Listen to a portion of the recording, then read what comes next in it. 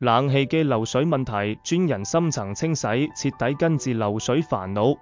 冷氣機漏水是香港夏季最常見的煩惱之一，不僅影響日常生活，更可能損害家居設備及裝修。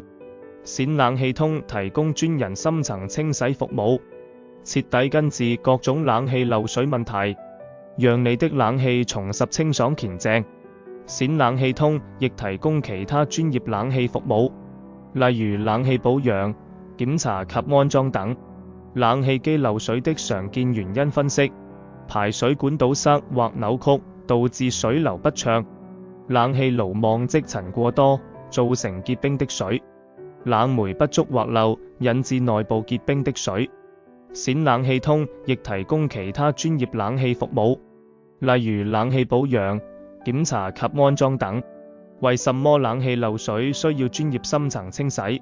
一般的表面清潔難以根治冷氣漏水問題，只有透過專業的深層清洗及高壓除菌，才能徹底去除內部霉菌、堵塞物，恢復冷氣系統暢通，有效避免再漏水。冼冷氣通的專業團隊能快速解決問題，保障冷氣效能與健康。冼冷氣通亦提供其他專業冷氣服務，例如冷氣保養、檢查及安裝等。實用技巧：如何自我解決輕微冷氣漏水問題？檢查排水管，確保排水管未被異物堵塞或扭曲。清洗爐網，每月至少一次清潔冷氣爐網。室內濕度管理，保持適當通風或使用除濕機，避免室內過濕導致結冰的水。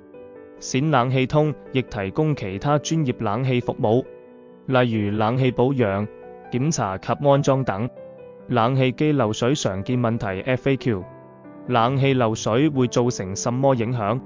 冷氣漏水可能損害家具、地板甚至電器設備，亦會影響冷氣效能。如何判斷冷氣漏水原因？